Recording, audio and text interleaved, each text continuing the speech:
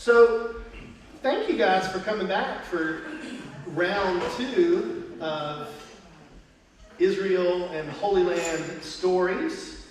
We got all the way up to day 3 last week. And I thought what I'd do today, just to kind of get us going a little bit, is if there's any lingering questions, or if there were any lingering questions from last week. And then I'll give a little snapshot of kind of what I talked about last week. And then I'll go into talking more about the trip. And one of my fellow pilgrims is here, so Lucy, wave your hand. Lucy is here with me. Lucy traveled all over the Holy Land with us, and so she may be able to back up some of my stories or deny some of them as need be. But let's start with questions. What questions do you have? Anybody that was here last week? Yes, ma'am. Did you go to the garden tomb? What they call the garden tomb? We walked by the garden tomb every day, pretty much, when we were coming out of the old city. I didn't go into the old tomb. To the garden tomb. I think some people in our part. You didn't go, did you, Liz? I don't think anybody. Okay, so people from like Scott Brown, one of our leaders, and Rick Hardaway, they had been before. And they said, well, here's basically what you'll see, and it's kind of a garden layout, and it's a very different. The garden tomb, now, this is a good teachable moment here. The tomb, which is traditionally held to be the tomb that Christ was buried in, that Jesus was buried in, is in a church called the Church of the Holy Sepulchre. Sepulchre is just a fancy word for tomb. Okay? And so what happened there, and remember last week we talked a little bit about the way that history has been shaped in the Holy Land from an archaeologic point of view, in that you have to go down to get to first century stuff. You remember there's the three time periods that I told you to remember last week. You got first century, which was Jesus, thank you. Hello, people. Have I told you I love you? Okay. So first century, which was Jesus. Then you have 4th century, which was Byzantine. Exactly. Why do we call it Byzantine? Because the town where Constantine moved his capital, or split the capital, was Byzantium. And so 4th century, Constantine begins to kind of spread Christianity all around. Why? Why does Constantine? There's lots of reasons why. You could write a whole essay on this. But in a very simple term, why? Because his mama told him to. Because his mama told him to. Okay? Don't quote me on that one. All right? So you historians out there, sorry. Okay, so, but 4th century, Byzantine, Constantine, spread of Christianity. And then 11th and 12th century, Crusaders. Good. Okay, so you got all that. Okay, so 4th century, what happened in the 4th century is that Helena, we call her Saint Helena in the Episcopal Church, Saint Helena, who's Constantine's mama, goes to Jerusalem on a pilgrimage, not unlike what Lucy and I went on, except without the bus. And while she's there, she runs into all of these Christian communities that are worshiping and praying in places that are holy. And the reason that they're worshiping and praying there and gathering there and living there is because they have determined a certain space to be holy. So in the 4th century, Helena comes to this one little place in Jerusalem, and she finds that the reason that the people are there is because the church that they worship in is over one of the tombs that they believe Jesus to have been buried in. So she, because she has the full weight of the Holy Roman Empire behind her, builds a giant church. So we have these 4th century churches built on these 1st century archaeologic sites, and they're also holy sites too. They're kind of house church type things. And so Holy Sepulchre is a great example of that. You got the 1st century stuff, you got the 4th century stuff. Again, eventually what happens to the 4th century stuff? Anyone? Bueller? No? Built on top of it. It gets torn down. Remember, it's a place of strife, even back in the 3rd, 4th, and 5th, and 6th centuries. A place of strife. So the 4th century church gets torn down. And eventually, in the 11th and 12th century, you get other people come back and build another church. So now there's a lot of church going up and down during that time. But that's, in a nutshell, what happens. Churches get torn down, they get rebuilt, they get torn down, they get rebuilt. So what you have in the case of the Church of the Holy Sepulchre is one of Helena's 4th century churches built on top of a 1st century site that eventually gets rebuilt into this giant mass complex of really churches. It's lots of denominations. 4 or 5? Five denominations. And you remember from last week, who holds the key to the Church of the Holy Sepulchre? Which denomination? The Muslims. Because the Christians can't keep it together long enough to hold the key. We fight too much. If you move a chair in the Church of the Holy Sepulchre, all hell breaks loose and some monk is going to come beat you with a broom. And if you don't believe me on that, Google unrest in the Holy Sepulchre. It's funny. Or maybe it's not fun. Maybe it's sad. I don't know. It's the fine line. So anyway, the reason I'm saying all of this is because at some point, I don't know what the date was, somebody discovered this this tomb a little bit further outside of where the old city walls were. Now it's outside of the modern... The walls around Jerusalem right now, the old city of Jerusalem, are Crusader period, which is what century? 11 and 12. Okay, thank you. Thank you, Kim. So they found this tomb outside of the current city walls. Now, were the 11th and 12th century walls, were they the same walls that Jesus would have experienced? No. Because they're 11 centuries later. Okay? So, I am not as big a fan of the garden. The garden tomb is more, like, as a historical site, doesn't appeal to me. As kind of a feelings site, very cool, because it actually looks like a garden. It looks like a tomb. There's a big, here's the hook. Here's the hook for the garden tomb. What is another word for Calvary? Remember when we all stand up at this point when we're reading the Passion. When we go to where? Golgotha. Golgotha. What does that mean? Okay, so the guy that found the garden tomb finds a great big rock that's shaped like a skull. Oh. So, sold. You know, this becomes what wonderful, marvelous imagery, right? This rock that looks like a skull. And my friends that saw it, they're like, oh yeah, it totally looks like a skull. You've seen it, Sheila. Sheila's seen it.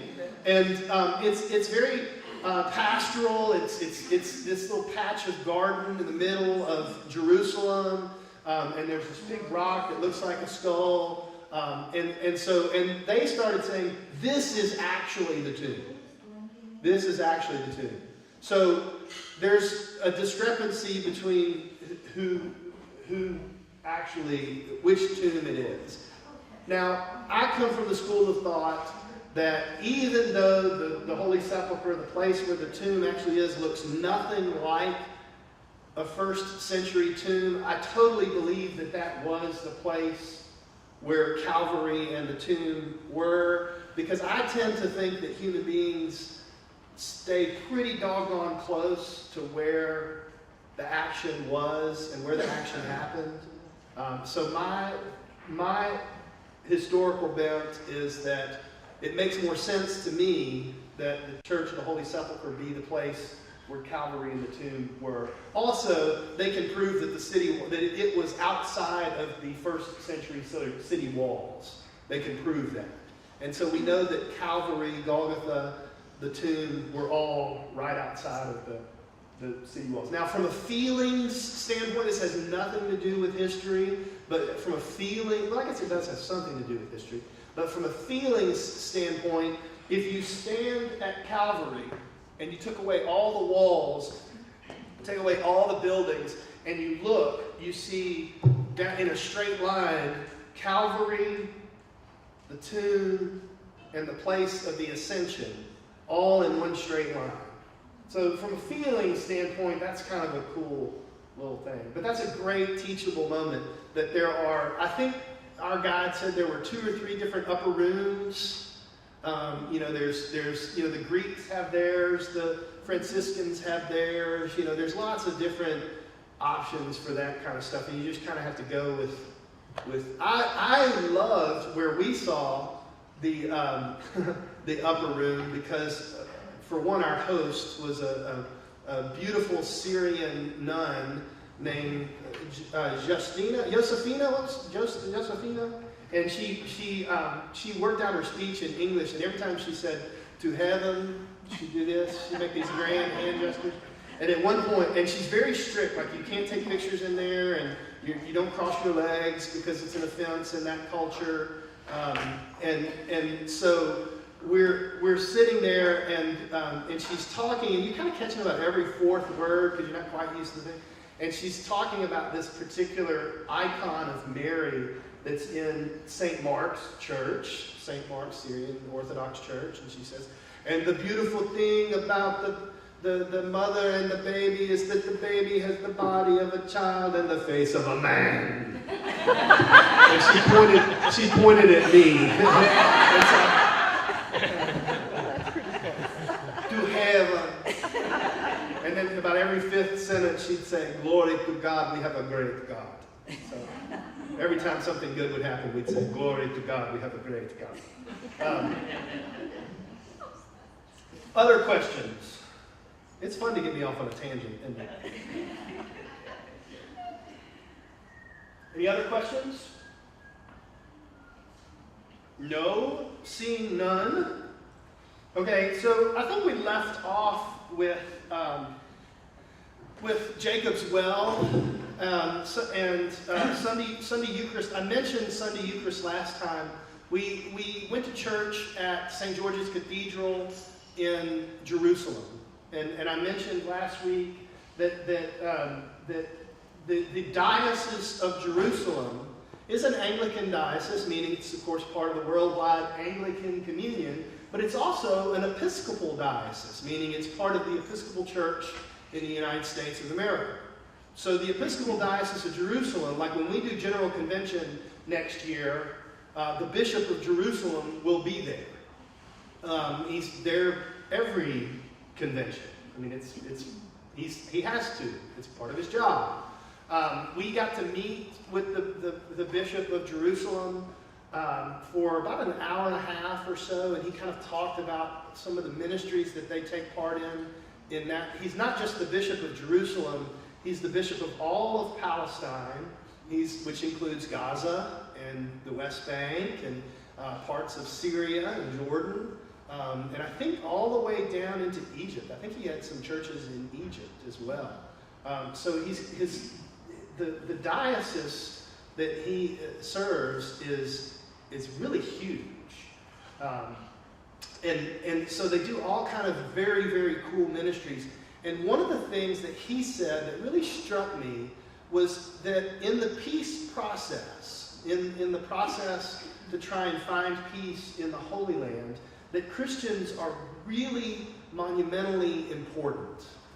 And he talked about the Christians there being living stones, the types of examples and reminders of what God is doing in the world. And one of the things that I really walked away from that conversation with was that the role of Christians in the Holy Land is not to convert or to change, but just to be a bridge of peace. Just to be a bridge of peace, to serve people, to meet human needs. One of the things that the Anglicans particularly have done since they were there in the beginning in something 42, I don't know. What they have done is provide education. If you think about it, that in Israel, it is probably a challenge to find a school that has Christians, Jews, and Muslims in it. The Anglican schools typically offer education to all, Muslim children, Christian children, and I would imagine Israeli Jewish children too. And St. George's is kind of course, the big example of that because they're in Jerusalem. But they do that throughout the Diocese of Jerusalem. They also have hospital ministries. Did you know, you may remember this from last week, that we as Episcopalians and through the Diocese of Jerusalem serve a hospital in Gaza. So what a powerful ministry to have a presence of healing and peace in Gaza. And as you can imagine, that's a place that needs support. So something to be aware of. So meeting with the bishop was really, really, really cool. But for me, the really exciting part of worshiping at St. George's was that we worshiped in Arabic. To hear, we did basically Holy Eucharist right too. So I knew exactly where we were at all times because I'm cradle Episcopalian and that stuff gets soaked into your bones at some point. But to hear the prayers of the people in Arabic, to hear the peace of the Lord be always with you in Arabic, to hear lift up your heart in Arabic is really powerful and beautiful. And I think I mentioned last week that the word like when you say the peace of the Lord be always with you and also with you, and then you start greeting each other in the peace of the Lord during the peace is salam. And it was really cool to have my friend Eod, our guide, and his family greet me, salam, peace of the Lord. And for me to be a part of that. I don't know if that, Lucy, if that was as powerful for you as it was for me, but just there was something special about being there and hearing the Eucharist in Arabic. So that afternoon, we head to Nablus, where we went to Jacob's Well, which is, yes, the very same Jacob's Well, that Jacob, but it's also the one where the woman at the well, where Jesus sits down with her in the middle of the day and says, living water, that whole spiel, you know what I'm talking about? And one very, very cool thing, again, first century, so you have to go down to it. It's a Greek Orthodox church, so the Greeks have built this beautiful mosaic-filled, and apparently one priest really kind of led the charge for building this thing. And I thought this was kind of cool. He built his own tomb outside of the church. And it's got his picture over it. So it gave me ideas. But Nablus is in the heart of the West Bank in Palestine. Now, first of all, I need to say also that we went to lunch in Taibeh. Taibeh is is it the only? Yeah, it's the only Christian town in Palestine. It's a Christian town. How do you spell it? Taybeh. Yeah? Close enough. Lucy's agreeing with me, so we'll say yes. Taibeh also has a brewery, so you can tell that it's got a heavy Anglican influence. Palestinian beer. They can't export it to America. Why? Because it's Palestinian. We went, while we were in Taibeh, we of course had a very delicious lunch. We had hummus at every meal, I think. Pretty much every meal. Pita bread at every meal, except for breakfast in the French monastery. They didn't have pita. But we had lunch in Taibeh, and then we went to this a Byzantine church. Byzantine's what century? 4. It's kind of the ruins of a 4th century Byzantine church in Taibeh. And people still worshipped at this particular ruin. And something that blew me away, I didn't know this still existed, but it does. They still carry on animal sacrifice there. There was a little place in the ruin where they would hang up goats or whatever, and I thought this was fascinating. You could see the little place where they would offer burnt offerings. There would be little crosses on the wall that were painted in the animal's blood. There was, the little blood on the floor. And what they did with the animal sacrifice, at first it kind of caught me off guard. I was like, wait a minute. And then I got to thinking about it. It's really kind of in some ways the Bedouin Palestinian version of tithing. You take your goat. We take our wallets with our money in it. But they take their goat and they sacrifice the goat, they offer it to God, and then they give the meat to the poor. So, is that better? Yeah. Does that better? Okay. We need the rest of You that. needed that. I should have led with that, right? I should have led with that. Yeah. But it was fascinating to see the cultural practice, because part of the way was as you're going to Taipei, it's the first time I think that was the first time we got to see Bedouins. We didn't meet any until we went out to the Wadi Kelt, but to the desert. But you get to see their little shacks. And Bedouin culture is very transient in nature. But they have some very specific rules about how they live, and hospitality is one of their rules. So that was our first exposure to that. So we go to Nablus, we go to Jacob's Well, and this was a highlight for me. We had two of our elders, our matriarchs of the group, who wheeled up the water from the well, and we got to drink from Jacob's Well. Same water, same well. We got to drink from the well. Does that strike out all the way? Okay. I think I dove right in. I don't even think I waited for the cup. It really overwhelmed me and was so powerful. And there was something cool and powerful about these two older ladies doing this for us too. That was beautiful and nice. We also had a very delicious dessert. We ate a lot on this trip. But we had a very, very delicious dessert. That night we had a lecture on Islam.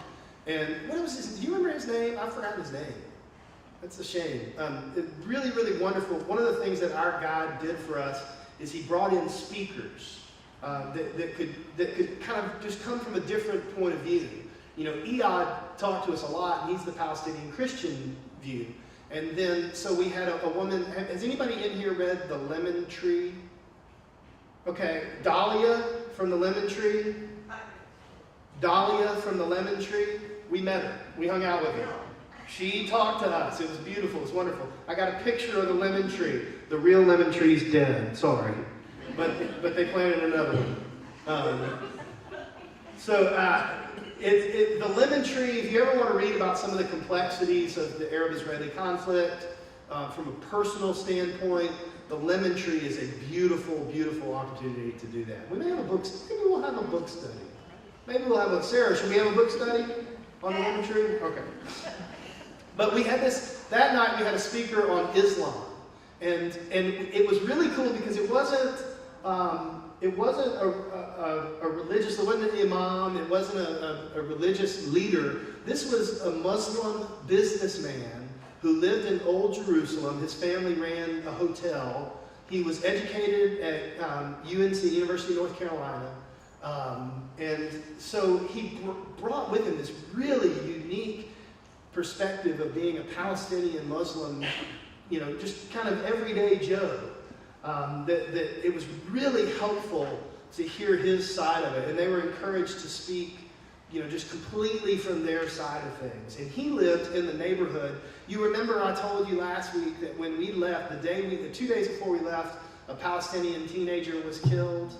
And about a week and a half before we left, 3 Israeli young people were killed. And that's really what kind of started this whole escalation, is those 4 deaths. And he lived in the neighborhood where the Palestinian boy's family lived. So he was like directly in the middle. Like he couldn't go out in and out of his neighborhood because of that. And to hear his point of view was really, really fascinating. And he talked a little bit about his faith and the difference between his faith and his wife's faith.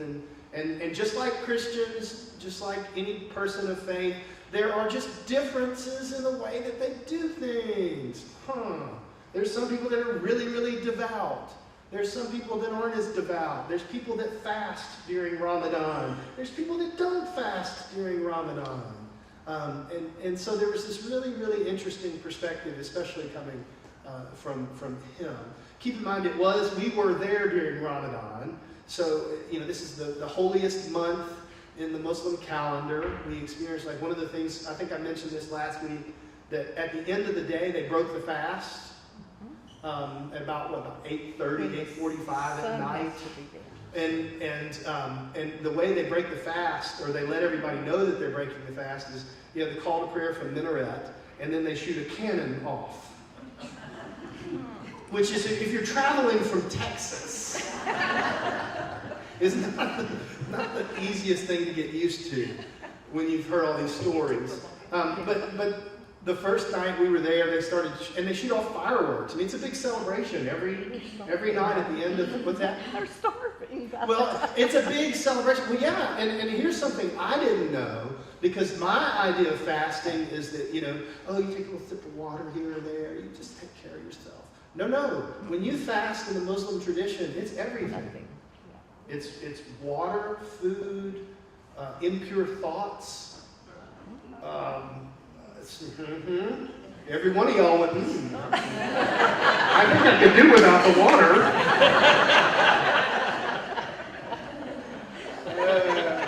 I got your number.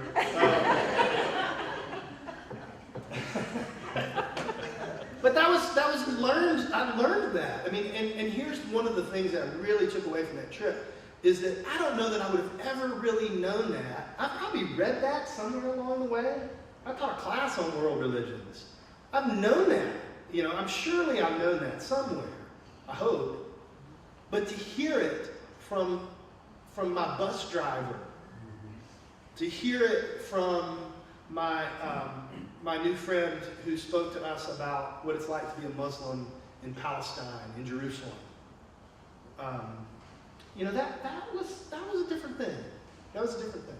So it sunk in. At one point, Lucy and a group of us were in the Muslim Quarter, and we were like, oh, let's go get some falafel. And they're always great falafel. Y'all know what falafel is? It's ground chickpeas that they mash up into a ball and then deep fry. Woo!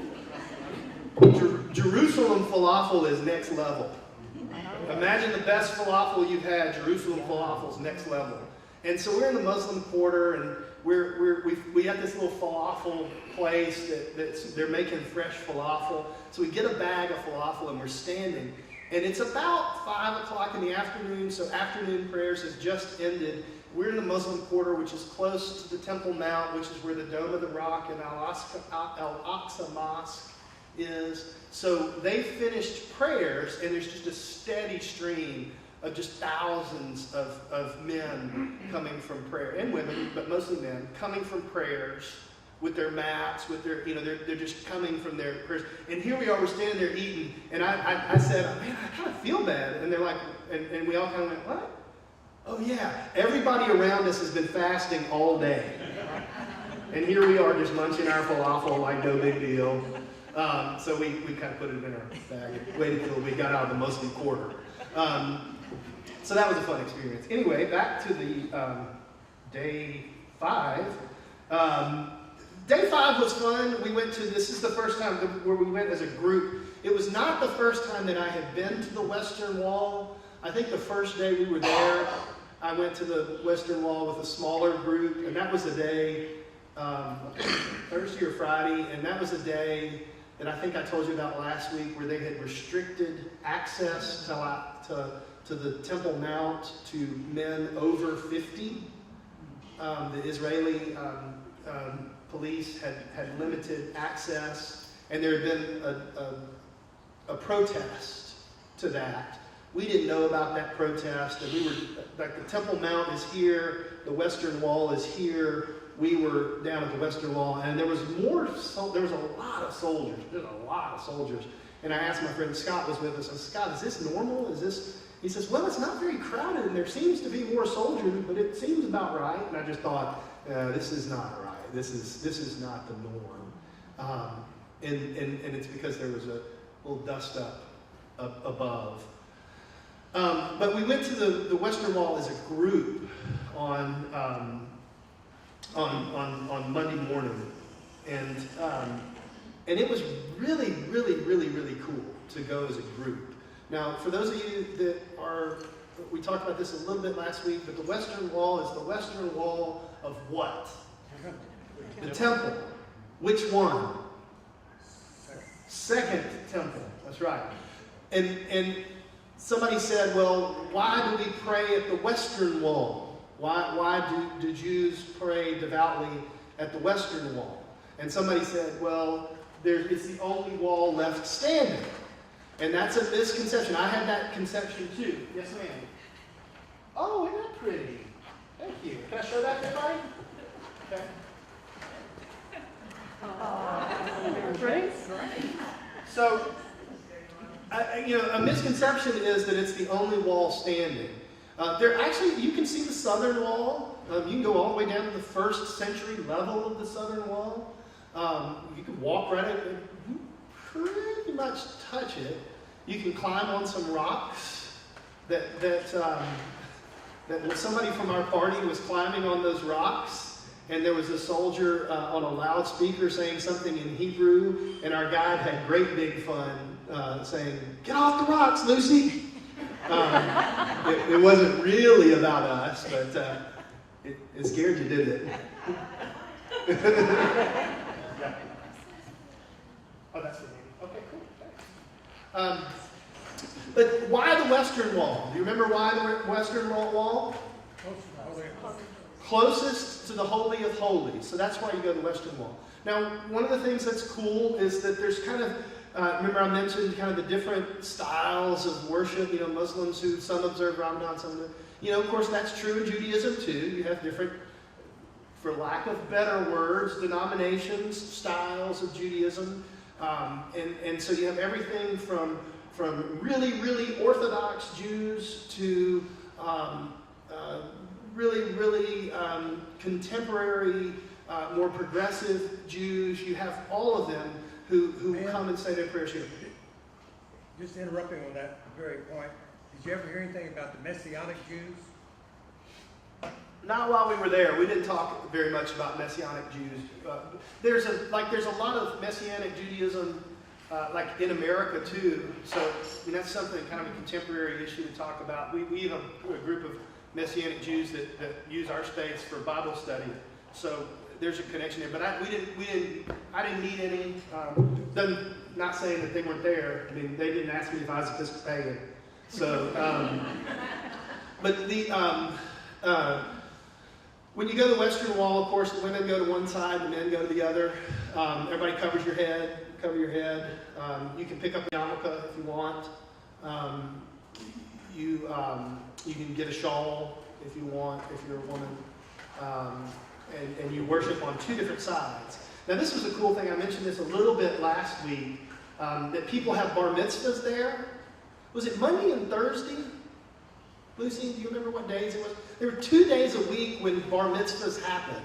And that doesn't preclude them from happening any other day of the week. It's just, for some reason, Monday and Thursday are the days when bar mitzvah happened. And so one of them was the day when we were there waiting, because we went to the Western Wall early morning, did the Western Wall, said our prayers, and I think I mentioned that I prayed for you, St. Mark's Church, wrote your name on a little piece of paper and stuck it in the wall.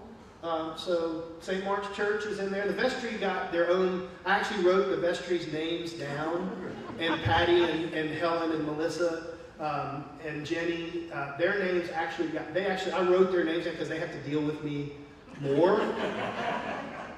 But that was kind of a fun thing to write these little slips of paper and just think about the millions of people that pray over that, pray with that. just a gorgeous, gorgeous image to be able to take your things. And when we were walking away, my friend Rip he grabbed me by the arm and he said, "Hey man, I just want you to know that you and Linda and Cooper, I put your name in the wall." And so to know that my name is up there and to know that your name, I mean, that this parish, we are up there. We're there, being prayed for, being prayed with, being prayed over. It's just a beautiful, beautiful thing. Beautiful thing. After that, we went and went up to the Dome of the Rock, which is the second most holy site in Islam. It's the place where Muslims believe that Muhammad ascended into heaven off a rock. That's why it's called Dome of the Rock. On a horse? On a horse? I don't remember if he was on a horse or not. I read that. Yeah. I think he was, but I don't remember that specific. I remember the story has a lot of parallels to Jacob's story in some ways. There's some cool parallels there. I'll have to look it up, tell you the whole story with the horse and how it goes. What? The horse went into the water. There you go. So we go, as we're standing there in line to go up, because as you can imagine, you go through more security to go up to the Dome of the Rock. More security to go up to the Dome of the Rock. Now, here's a little quiz for you. Who controls security at the Dome of the Rock? Israelis. Because remember, East Jerusalem, where the Dome of the Rock is in the West Bank. Got it? Confused? So is the rest of the world. Okay? So Israeli police are in charge of security for, and one thing the Israeli government does very, very well is security. So you go through security, go up to the Dome of the Rock, but as we're waiting in line to go up to the Dome of the Rock, a bar mitzvah happens. I think I mentioned this last week, and the bar mitzvah is from, of all places, Mexico. Mexico. Two Mexican twin boys have their bar mitzvah right in front of us, and Lucy starts dancing with them. Did you dance? Oh yeah, she took pictures. Lucy was our staff photographer on the trip. But it was cool. I mean, they wanted us to jump in. We danced. They blew the shofar, the big horns, and all that kind of stuff. So they played Silly Filipino and the Mexican Yeah, both. Yeah. So, and keep in mind, a good portion of our group is from Harlingen. Yeah. And so our group is like, thanks, God. Further proof that God speaks in wonderful and mysterious ways. So we get there, we go, we experience that, and which was really, that was a cool experience for me. That was good for you too? We had seen one earlier in the week when we first went into the old city, and it came down the street, and it was very cool and very powerful. But to be right there with the dad and the granddad, who were so proud of these boys, so proud. The mom was crying. The dad tried to set up one of the boys with one of our girls. I think what was so neat is the other ones we had seen, there was a large group of people. Yeah. I think they were locals. Yeah. And since they were foreign, they just had their immediate family. And when they saw us watching and clapping and then of course singing, they realized that, I don't know, they just wanted us to be a part of it and grabbed us, and so it made it more personal for us. Yeah. And to me, that was a real piece of kind of a living example of what the Bishop of Jerusalem had been talking about, is that when you go to the Western Wall and somebody has a bar mitzvah, you dance for God's sake. You dance for God's sake. See what I did there? And it was beautiful. There was something really special and meaningful about that, you know, we may not have had a whole lot in common, but we had more in common than we thought. That was what did it for me. Then we went up to the Dome of the Rock, and Dome of the Rock may have been. I'm not ready to say that something was the best part or the most powerful part yet. But I will say that Dome of the Rock was one of the most soul-stirring experiences for me. I've had a little, I've been to a mosque. I've said prayers in a mosque. I've been to a mosque. I've been invited to a mosque before. I've been invited to Muslim celebrations before, but there was something very powerful about going to the Dome of the Rock that I can't quite put my finger on yet. One thing is the tension. As soon as you get up into the area of the Dome of the Rock, you feel tense.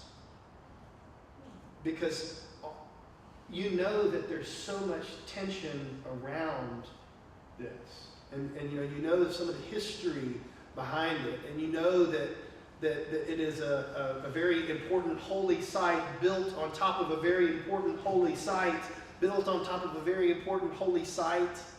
And there are people on both sides of the equation that would, like for instance, there are people on the Jewish side of things, extremists, who would just as soon mow down bulldoze the Dome of the Rock and build up the third temple.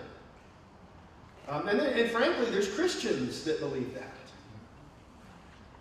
Being a Christian, it feels tense being there where you know that to be true. Jews are forbidden to go up to the Dome of the Rock by their very own Torah law. They're not allowed. But while we were there were 3 young Jews with, the prayer tassels and not full Hasidic outfits. I think that would not be smart. But still, with the thing, with, yarmulkes, and who were just wandering around up there. So there were young men. And it was tense. You felt them you'd walk by and you could feel people kind of bristle. There was a restriction. Men under 50 were not allowed. So there's a conspicuous lack of youth up there. And it's a big area. I mean, I don't know distance, but it's probably a couple acres. So the tension is palpable. And you remember my motto from the trip was hold the tension lightly. Hold the tensions lightly. This was a place to hold the tensions lightly. I saw the beautiful Al-Aqsa Mosque on one side, the Dome of the Rock on the other. In the center was a beautiful fountain meant for ritual washing and cleansing. There were men and women all over the place studying Quran. There were men and women all over the place, just in chairs or on benches or on the ground, in holy presence. And there was still the tension. At one point, we walked up to one side, and our group, I gotta say, our group was really good about being respectful of our surroundings. Like whenever we went to a holy site, the women covered their heads, wore modest dress. The men wore modest dress. But every now and then you'd see other tour groups that weren't as modest. And you could tell that offended people.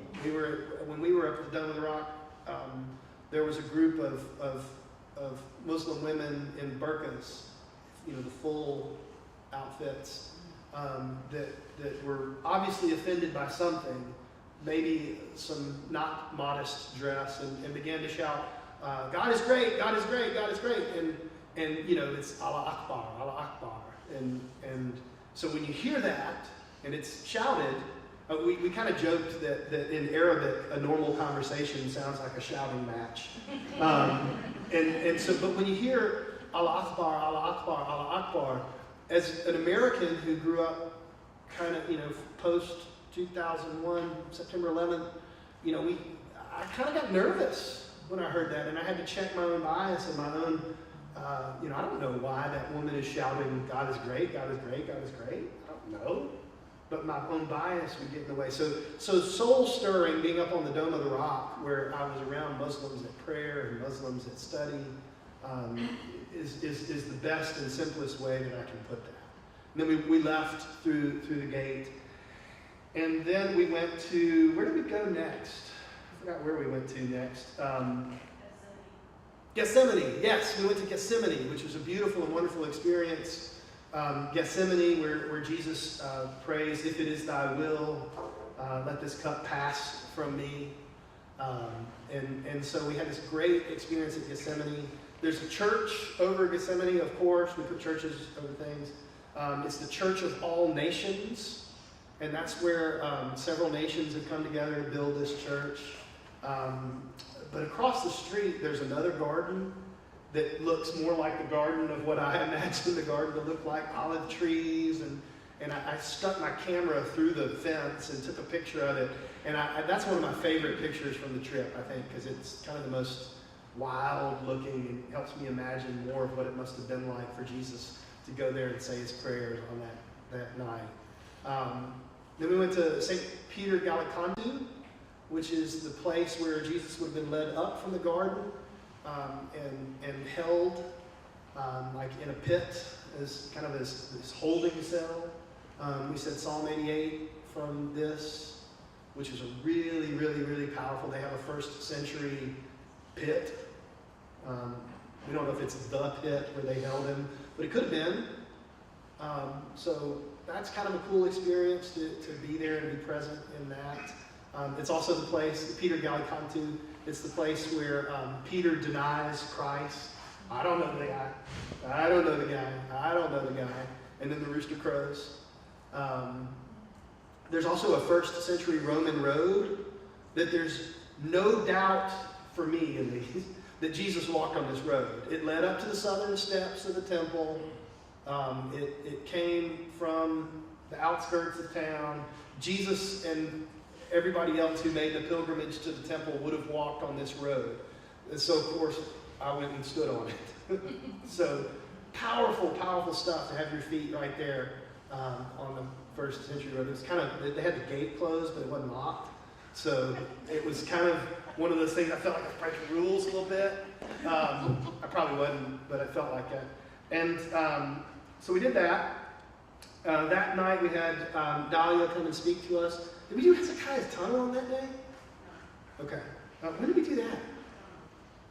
We'll go ahead and tell them about Hezekiah's tunnel. We packed so much into our days, it's hard to get them all straight. And we strayed a little bit from our itinerary. So it's because we had to be flexible. Like we had to, there were times when we couldn't go necessarily where we wanted to go. So we had to go somewhere else. I'll tell you about Hezekiah's tunnel. It's a 6th century BC tunnel that goes from, it started at the Pool of Siloam, is that right? It ended at the Pool of Siloam. It started at some other spring, and they were able to get water through the tunnel. It's also where David's soldiers went through and underneath the city of Jerusalem to retake Jerusalem. So 6th century BC, we got to walk through this tunnel. It's so cool. I am much bigger than the average 6th century BC soldier. The whole time was like this. Is that fair? Is that fair? Yeah, it was tiny. But one of the things, this is one of the places where, and for those of you, well, no, I'm not going to tell them about the video of Scott scaring me. Linda has a great copy of the video of my dear friend, Scott Brown, scaring the bejesus out of me in Hezekiah's tunnel. So if you want to see it, you have to ask Linda.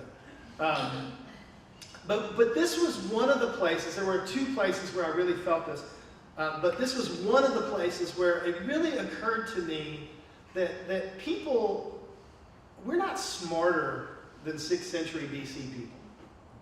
We have better technology, perhaps. We have a deeper well of knowledge, perhaps. But the fact that they can engineer something like this tunnel that goes for 1.5 miles underneath a city and flow water through it was really powerful stuff for me. We saw an aqueduct from 3,000 years ago that brought water from a spring to Herod's palace at Caesarea Maritima. 7 miles? Or 7 miles.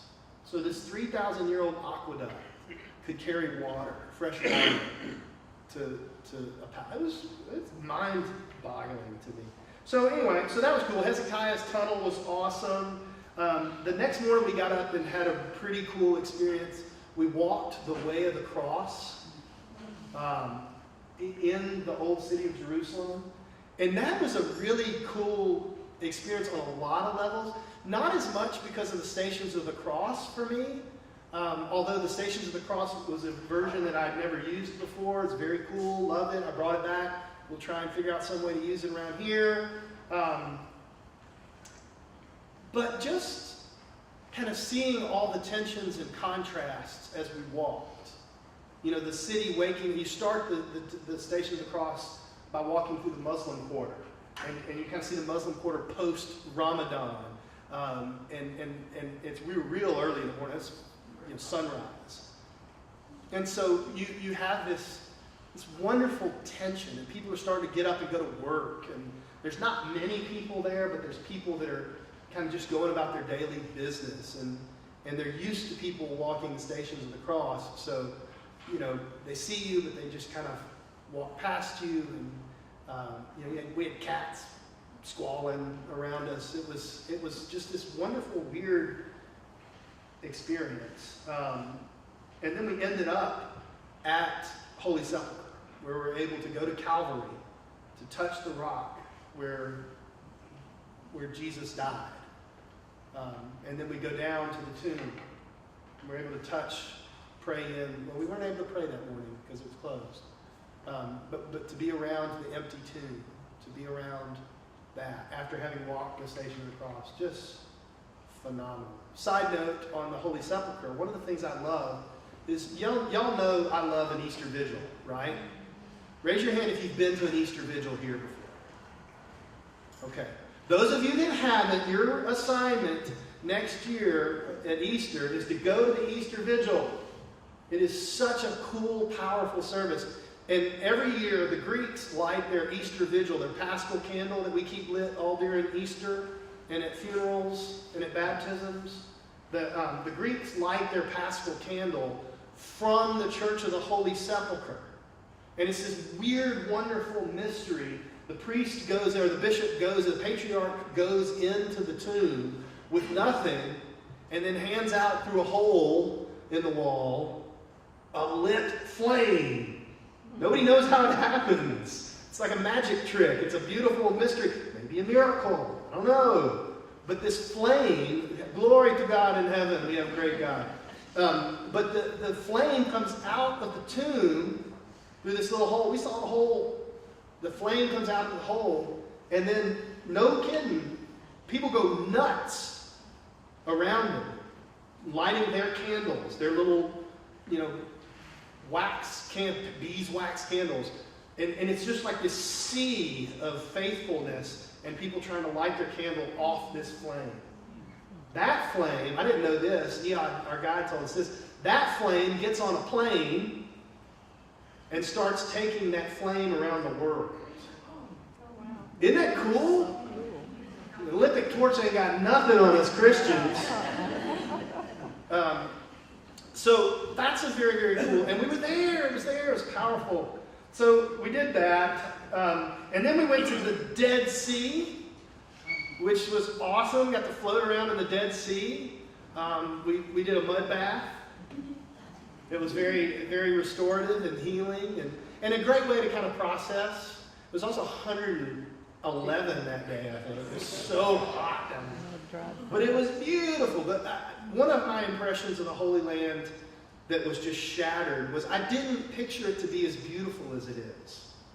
It's gorgeous. The Dead Sea area is like a resort place. I mean, people would go there and hang out because it's gorgeous. Dead Sea's fun. You float in it. The mud's cool. Then that night we went to the Kumri's house, to our guide's house, and we had dinner at their house. Now their house is in Jericho, which is in a red zone, which is in the most dangerous zone for Israelis. There's big red signs before you go in that say, "Don't come here."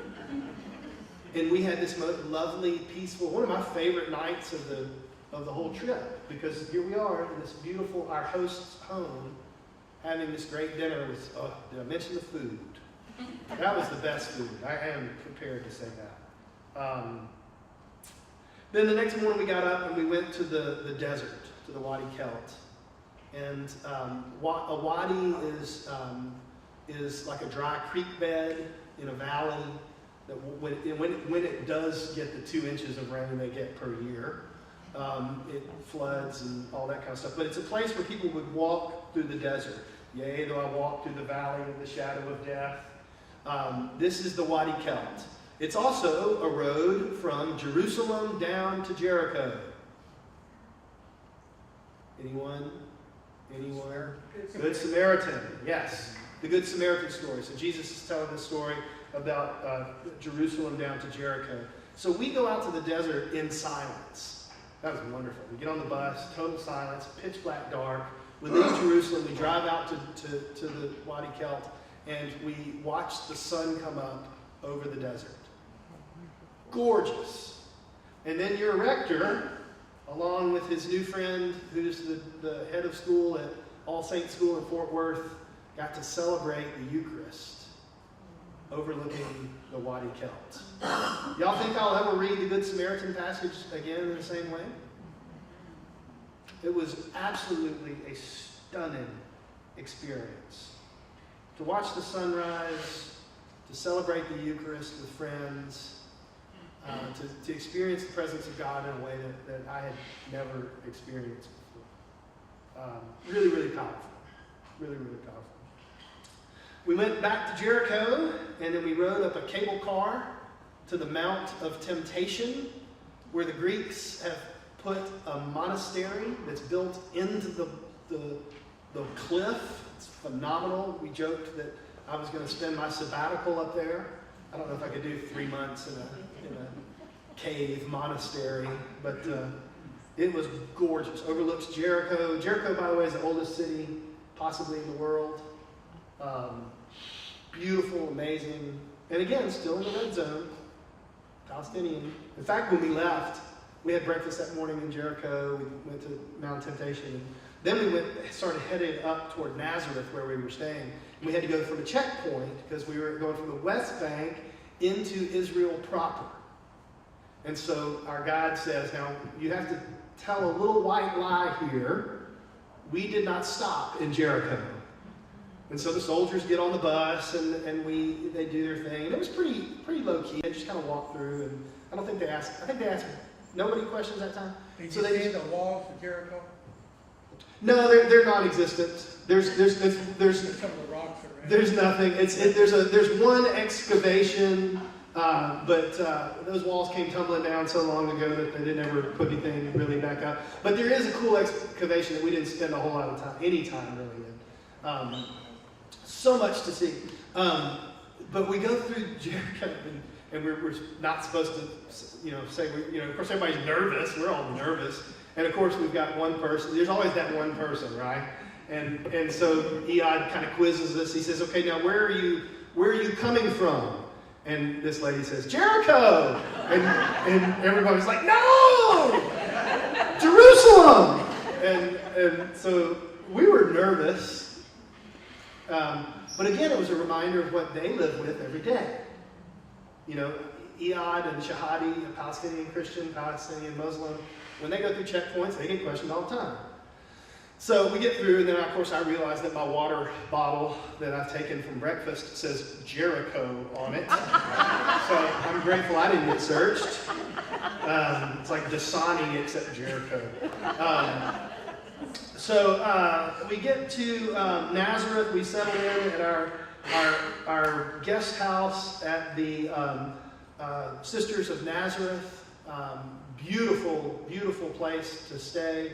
But the first thing we do at the Sisters of Nazareth is we go and we look at this gorgeous first century excavation that they just basically stumbled upon. The sisters had built their convent and guest house, or actually it was a school or a hospital or something at the time. And they came from France to come and do their ministry, so it's a French order. And they stumble upon this excavation, and it's a first century home and tomb. And it's probably one of the best preserved first century tombs in all of the Holy Land. You can see the room where they had the niches where they put the bodies. You can see the place where they would lay the body for preparation. You can see the stone that they rolled in front of the tomb. Gorgeous and helpful. Helps me understand and see better what that looked like. So when I preach about an empty tomb with a stone rolled away, I'll have a better understanding of that. Okay, that's where we'll leave for now. I will not be here next week. Next week, you have a Sunday to relax and enjoy no Sunday school. The 10th, I want you all to come back because we're going to shift gears a little bit. We're going to talk about Honduras on the 10th. Jeannie Loving, a missionary from Honduras, is going to be with us. So all of you, nod your head, yes, you're all going to be back for Jeannie, right? Yes, okay. Get that on video, Bruce. They all said yes. They will all be here for Jeannie Loving on the 10th. And then I promise I'll do Galilee and talk about Nazareth and Galilee further on in August. But we're going to spend a little time in Honduras, let you soak in what I've talked about, and then I'll come back to it. Again, don't worry, I'm not giving up on this trip. There's so much to tell. Galilee was a big part for me. Now let's go to church. Go in peace, love, and serve the Lord. Thanks to God.